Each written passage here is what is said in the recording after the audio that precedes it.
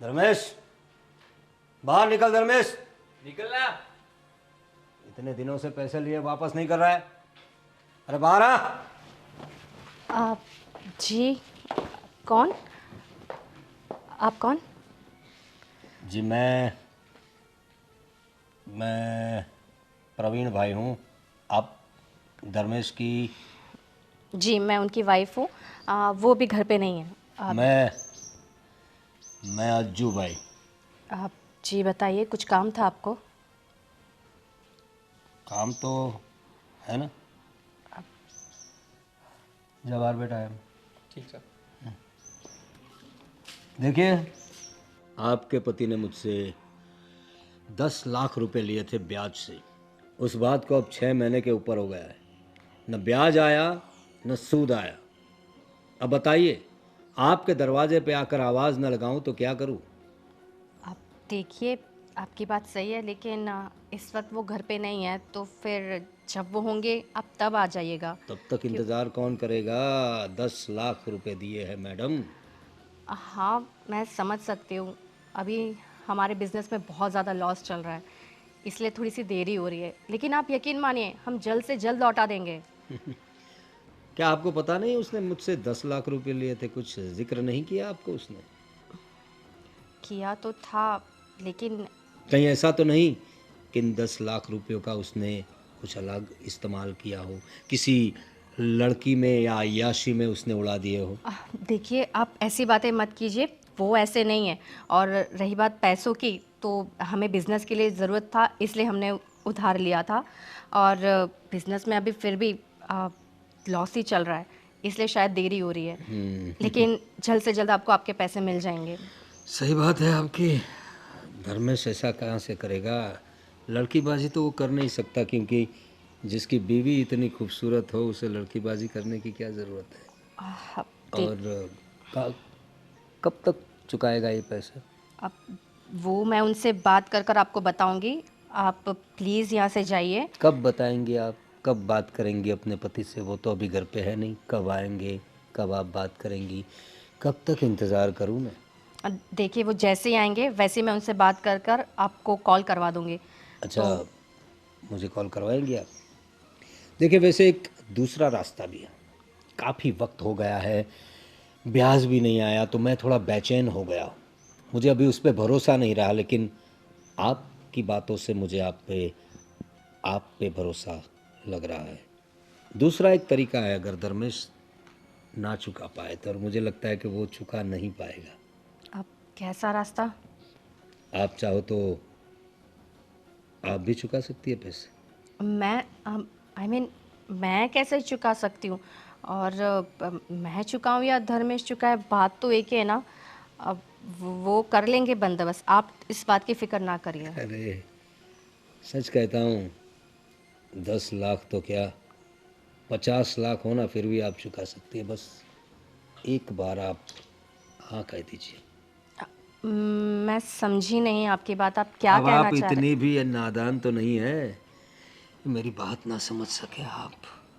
देखो, वैसे पैसे वसूल करने के बहुत सारे तरीके हैं, लेकिन मैं थोड़ा थोड़ा क्या, बहुत ज़्यादा शरीफ आदमी हूँ। मैं जितना हो सके आराम से काम करता हूँ, मतलब आराम से पैसे निकलवाता हूँ। आप चाहो तो बड़े आराम से आप, मतलब ये क्या कर रहे हैं आप? ये छूने की कोशिश कैसे की आपने मुझे?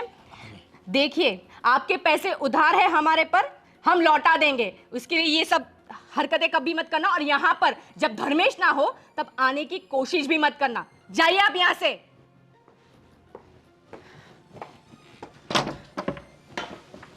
अरे वाह, जितनी खूबसूरत दिखती है उतनी ही तेज भी है। पैसा तो मैं आपसे वसूल करके रहूंगा भाभी जी।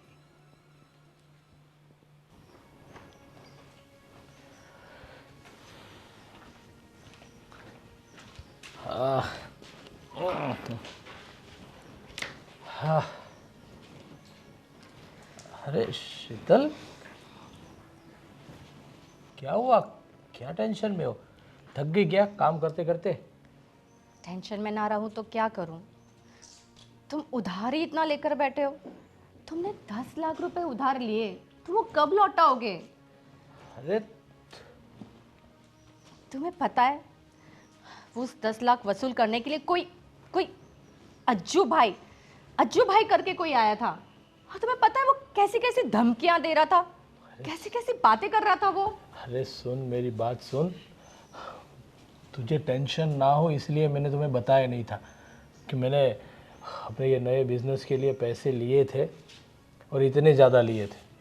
पैसे लेने की ज़रूरत थी वो तो तुझे पता था, लेकिन 10 लाख इसके पास से लिए थे वो नहीं बताया, क्योंकि तू भी टेंशन में आ जाती है इसलिए।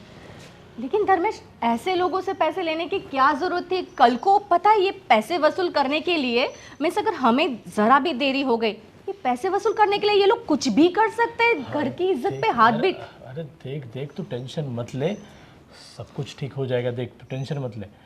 और तुझे तो पता है कभी बिजनेस भी थोड़ा स्लो चल रहा है तो कुछ हो नहीं पा रहा है यार। पर मैं हो सके उतना जल्दी कैसे भी करके वो पैसे दूसरों के पास से लेके इन अज्जू भाई को तो दे दूंगा मैं। इससे अच्छा है कि कोई टेंशन ना रहे। धर्मेश, अगर तुम कहो तो मैं अपने पापा से बात करती हूँ, वो तुम्हारी मदद करेंगे। शायद देख, तुम्हारी बात सही है, पर एक दो जगह पे मैंने बोला हुआ है, अगर वहाँ से कुछ नहीं होता तो फिर मैं तुझे बताऊंगा। तो तू पापा से बात कर, तो वहाँ से थोड़े बहुत आ जाए तो क्या, उसको हम पैसे दे दे। पर हर बार पापा से मांगना भी ठीक नहीं लगता। जब भी कुछ नया करता हो, कुछ रहता है, तो हर बार तुम्हारे पापा के पास ही हम पैसे लाते हैं और हर बार मांगना ठीक नहीं लगता मुझे। पर मुझे तो ये ठीक नहीं लगता है कि ये अच्छू भाई टाइप के लोग घर पर आकर इतनी जोर से चिल्ला कर ऐसी बकवास बातें कर रहे हैं और पता नहीं कैसे कैसे धमकी दे रहे हैं। अगर किसी को पता चला, सुनो, अगर घर पर मेरे पता चला तो, और आजू बाजू नेबर्स को पता चला तो क्या इज्जत रह जाएगी हमारी। मेरी बात सुन, वो उसका कॉल आ रहा था, मैंने उठाया नहीं पैसे की वजह से, इसलिए वो घर पे आया होगा। पर कोई टेंशन मत ले, जल्द से जल्द मैं कुछ ना कुछ करके पैसे उसको लौटा दूंगा। मेरी 2-3 जगह पे बात चल रही है, वहाँ से आ जाता है तो मैं करता हूँ। लेकिन देख, तू ज़्यादा टेंशन मत लिया कर, ठीक है? और मैं उससे एक बार बात कर लूँगा कि कुछ भी हो जाए घर पे आके ऐसे चिल्लाए ना, और घर पे आने की ज़रूरत भी नहीं है, मैं पैसे दे दूँगा उसको। ठीक है, तुम्हारे लिए कुछ लाऊं? तुम्हें कुछ चाहिए? थका हुआ हूँ, एक काम कर, अच्छी सी चाय पहले पिला दो, उसके बाद आराम से खाना खाएंगे। ठीक है, मैं तुम्हारे लिए अदरक वाली चाय बनाती हूँ।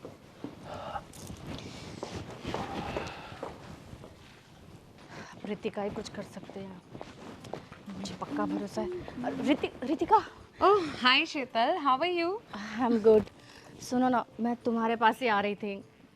अच्छा, क्या बात है, लेकिन हमने तो 2 दिन के बाद मिलने का प्लान किया था। अभी कुछ काम से या ऐसे ही? हाँ रितिका, एक्चुअली हम लोग एक बहुत बड़ी मुसीबत में फंस गए हैं।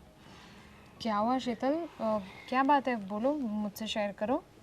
देखो ना, इनके बिजनेस में लॉस चल रहा था, तो हमें थोड़े पैसों की ज़रूरत थी, तो हमने किसी एक अज्जू भाई से 10 लाख रुपए उधार लिए। और अब ऐसा हो गया है कि हम वो चुका नहीं पा रहे, और वो हमारे घर पर आके धमकियों पे धमकियाँ दिए जा रहा है कि उसे अर्जेंट में पैसे चाहिए ही चाहिए, नहीं तो वो कुछ भी कर सकता है। और वो बहुत ही, मतलब बहुत अजीब इंसान है, बिल्कुल जैसे कि वो कुछ भी कर सकता है अगर उसे पैसे ना मिले तो। और मेरे पास कोई रास्ता नहीं बचा, तो मैंने सोचा कि मैं तुमसे मदद मांग लूँ।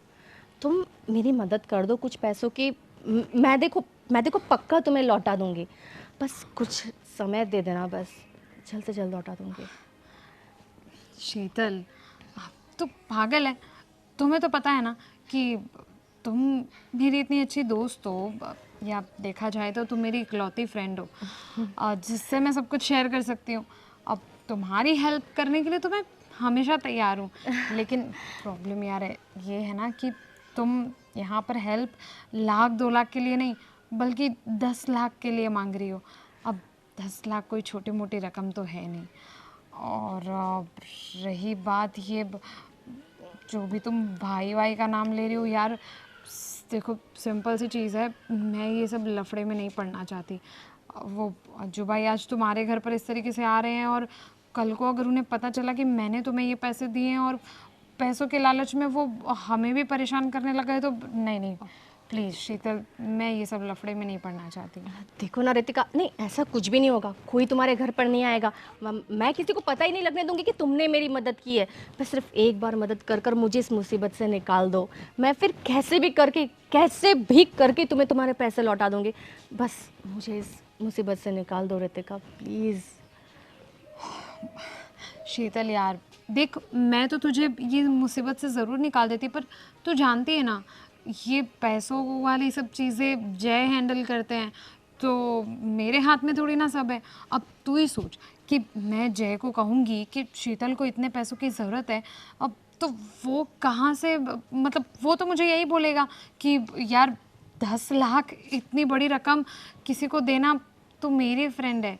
जय तो तू जानती है ना उनका थोड़ा नेचर कैसा है, और देखा जाए तो वो भी अपनी जगह पे सही है।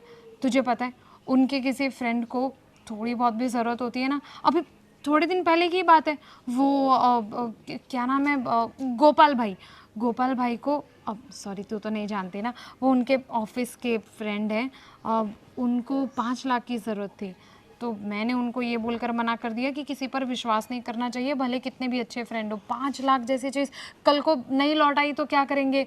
तो अब अगर मैं जय को बोलूँगी कि मेरी फ्रेंड को 10 लाख की ज़रूरत है तो वो तो मना ही कर देंगे ना। मैं बात करूँ क्या जीजू से, शायद मान जाए। मैं उनके हाथ जोड़ लूँगी, पैर पड़ लूँगी, अरे शायद नहीं मान नहीं, जाएंगे। नहीं नहीं, अब तू नहीं जानती जय तो, मतलब वो तो ऐसा है कि तुझ पर भी गुस्सा कर दे, क्या पता। और मैं अपनी फ्रेंड की बेइज्जती होते हुए नहीं देख सकती, पर फिर भी मैं ट्राई करती हूँ, अगर 1-2 लाख की हेल्प हो सकती होगी तो मैं ज़रूर करने की कोशिश करूँगी। ठीक है, तू घर पर आएगी? नहीं, मैं जाती हूँ। अरे कोई नहीं, थोड़ी देर बैठ ना घर पे, हाँ चल करते हैं। नहीं, मुझे पैसों का बंदोबस्त करना है तो मैं जाती हूँ। अच्छा ठीक है, कोई बात नहीं। जो भी हो मुझे कॉल करके बताना। हाँ ठीक है।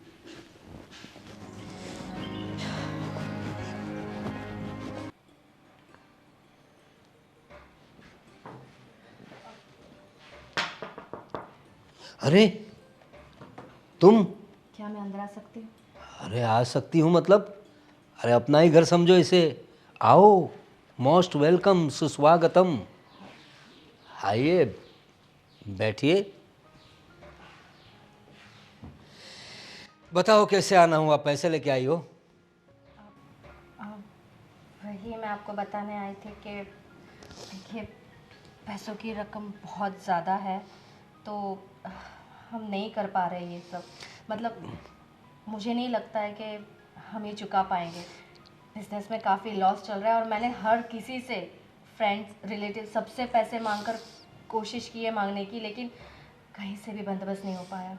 तो पैसे लेते वक्त ये सोचना चाहिए था ना, इतने सारे पैसे कैसे लिया जाए, उसे चुकाएंगे कैसे।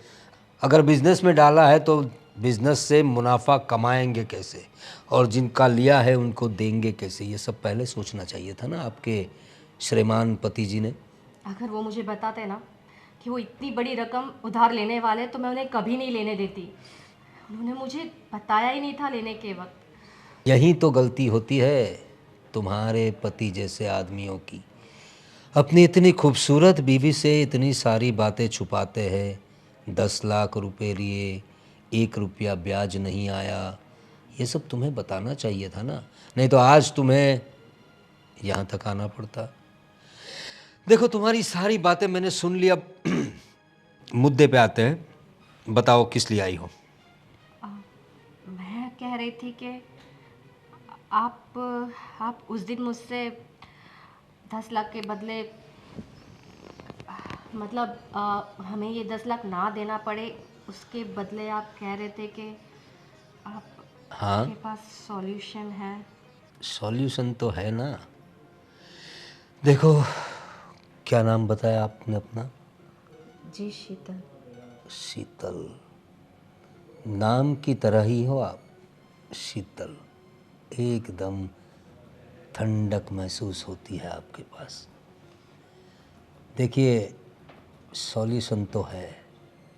मुझे पैसों की भूख नहीं है। पैसा तो मार्केट में मेरा बहुत घूमता है और हर महीने आता भी बहुत है, लेकिन आप जैसी शीतलता कहीं नहीं मिलती। मुझे भूख पैसों की नहीं, आप जैसों की है। क्या तुम अपनी मर्जी से अब मेरे पास आई हो? मर्ज़ी तो बिल्कुल नहीं है, मजबूरी में आई हूँ, क्योंकि हमारे पास और कोई रास्ता नहीं है और मुझे डर है कि इसी टेंशन में धर्मेश कोई गलत कदम ना उठा ले। मैं समझ सकता हूँ, तुम्हारी मजबूरी भी समझ सकता हूँ और तुम्हारे पति की हालत भी समझ सकता हूँ, लेकिन मेरी हालत भी तुम समझ सकती हो। देखो, मैं तुम्हारे 10 लाख माफ़ कर दूंगा, तुम्हारी जो ब्याज की रकम है वो भी माफ़ कर दूंगा।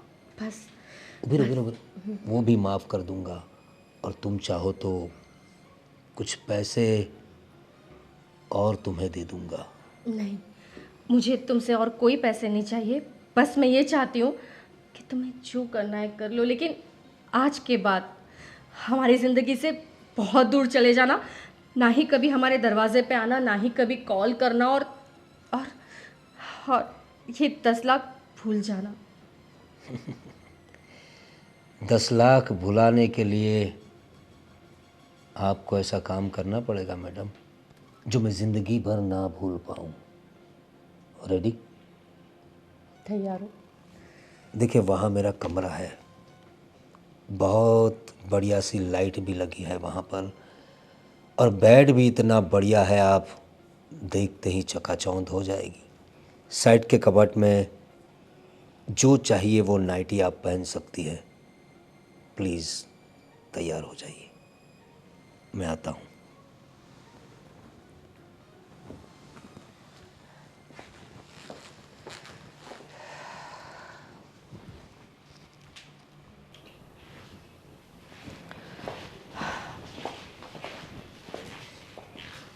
क्या सोच रहे हो धर्मेश? धर्मेश, हाँ, क्या सोच रहे हो? अरे कुछ नहीं, वो अज्जू भाई वाला ही टेंशन है। बहुत सारी जगह पे ट्राई किया, लेकिन कहीं से कोई पैसे का इंतज़ाम ही नहीं हो पा रहा। अब तुम्हें टेंशन लेने की कोई ज़रूरत नहीं है। टेंशन लेने की कोई ज़रूरत नहीं मतलब? हाँ। कहना चाहती हो तुम? हाँ, हमारे सर के सारे टेंशन दूर हो गए। मैंने अज्जू भाई के 10 लाख रुपए चुका दिए। 10 लाख रुपए चुका दिए मतलब? कहाँ से लाए पैसे, कैसे दिए? अरे मैं इतनी जगह पर, सब जगह पे इतना सारा सबके साथ कांटेक्ट किया, सबके पास मांगे पैसे, फिर भी नहीं चुका पाया। और तू कैसे चुकाए तूने पैसे? कहाँ से लाई तू इतना ज़्यादा पैसे? धर्मेश, ये सब मत पूछो। पैसे कहाँ से लाए, किसने दिए, कैसे चुकाए, कुछ मत पूछो मुझसे, क्योंकि मैं इन बातों का जवाब तुम्हें कभी नहीं दे पाऊंगी। अरे मतलब तो इतने सारे पैसे अगर 5-50 हज़ार हो तो ठीक है, लेकिन 10 लाख रुपए की बात है, और 10 लाख रुपए तू कहाँ से लाई? और तू बोल रही है कि टेंशन खत्म। कहाँ से लाई वो मत पूछो, उसको पैसे दे दिए, ये सब क्या है? कुछ खुल के बोलो तो पता चले मुझे। यही कि अज्जू भाई आज के बाद हमारे दरवाजे पे कभी पैसे मांगने नहीं आएंगे और तुम्हें किसी बात की टेंशन नहीं होगी। लेकिन आज के बाद याद रखना धर्मेश, 10 लाख हो या कितने भी, पैसे मांगना बहुत आसान है, लेकिन उन पैसों को चुकाना बहुत ज़्यादा मुश्किल होता है धर्मेश।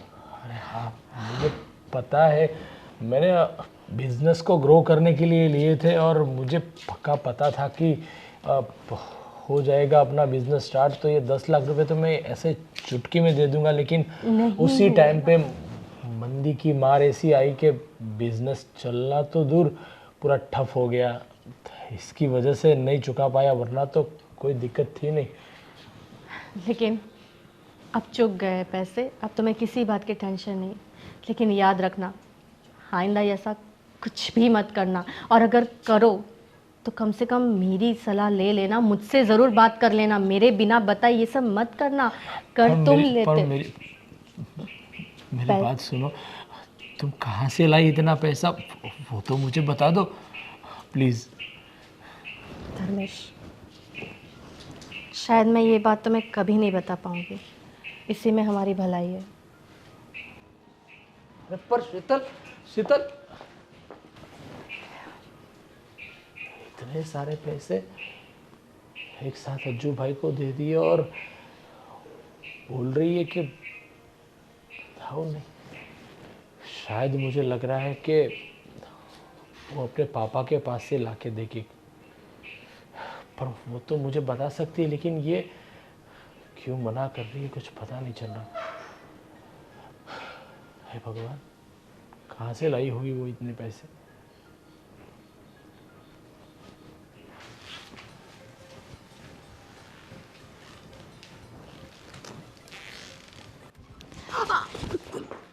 ये हटो यहाँ से, क्या कर रहे हो ये? अरे ये कुछ नया है क्या हमारे लिए? तुमने जो नशा करवा दिया है ना मुझे एक रात में, कसम से तुम्हारी खुशबू मेरी सांसों में बस गई है शीतल। मैंने तुम्हें कहा था कि तुम हमारे घर के दरवाजे पे नहीं आओगे और कभी अपनी शक्ल नहीं दिखाओगे। तुम क्यों आए यहाँ पे? अरे देखो, तुमने अपना कर्जा तो अपने हिसाब से चुका दिया, लेकिन अगर कुछ और पैसे चाहिए तो मैं देने के लिए रेडी हूँ। मुझे तुमसे कोई पैसे नहीं चाहिए। जो भी मैंने तुम्हारे साथ उस दिन किया पैसों के बदले, वो मेरी मजबूरी थी। इसका मतलब ये नहीं है कि मैं तुम्हारे साथ, तुम यहाँ से चले जाओ। अगर धर्मेश आ गया ना तो फिर तुम्हें वो मार देगा, देख लेना। अरे मर गए मारने वाले, लेकिन हम तो तुम पे मरते हैं ना। बोलो ना कितने चाहिए पैसे? देखो, ये जो एक रात का खेल हुआ है ना हमारे बीच में, मैं चाहता हूँ कि हमेशा के लिए हो जाए। छोड़ दो ना धर्मेश को, क्या रखा है उसमें? न पैसा है न काम काज है अच्छी तरह का। हमसे टाका भिड़ा लो, ज़िंदगी भर खुश रहोगी। अपनी शक्ल मुझे कभी मत दिखाना, समझे? और ये बकवास छोड़ दो। तुम्हें क्या लगता है कि मैं इस टाइप की हूँ?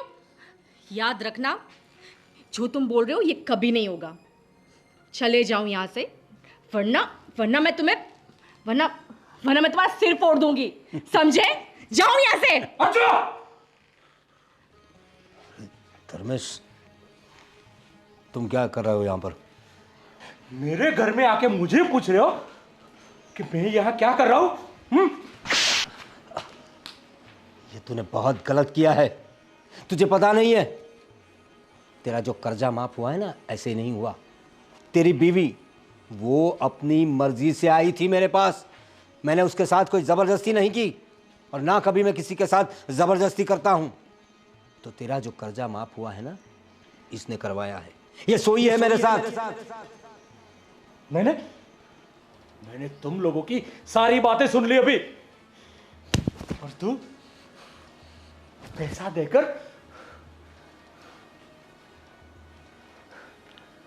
क्या? तुझे शर्म आती है? मुझे पता है कि तू पैसों के लिए सब कुछ करता, लेकिन इतनी हद तक जाएगा ये मैं सोच भी नहीं सकता था तेरे बारे में। चल निकल यहां से, निकलना।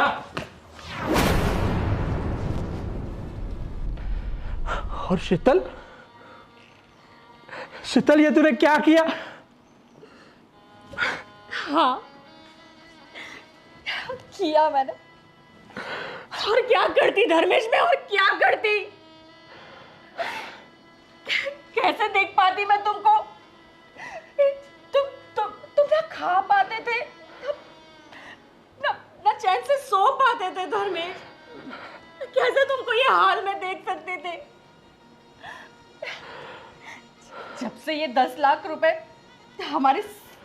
हम पर कर्जा हुआ है, तब से एक रात भी तुम चैन से नहीं सोए हो धर्मेश।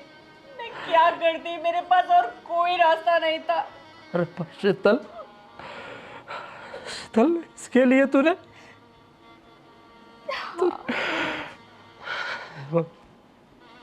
भगवान भगवान मुझे कभी माफ नहीं करेगा। नहीं धर्मेश, ऐसा नहीं है।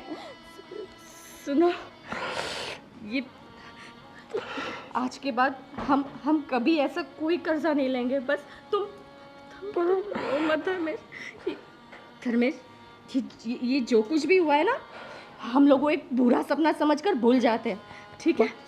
और एक नई शुरुआत करते हैं हम। हाँ हाँ धर्मेश। नहीं धर्मेश, बस सब ठीक हो जाएगा, सब ठीक हो जाएगा। 10 लाख भुलाने के लिए आपको ऐसा काम करना पड़ेगा मैडम, जो मैं ज़िंदगी भर ना भूल पाऊँ। रेडी? तैयार हो? देखिए, वहाँ मेरा कमरा है, बहुत बढ़िया सी लाइट भी लगी है वहाँ पर, और बेड भी इतना बढ़िया है, आप देखते ही चकाचौंध हो जाएगी। साइड के कबर्ड में जो चाहिए वो नाइटी आप पहन सकती है। प्लीज़ तैयार हो जाइए, मैं आता हूँ।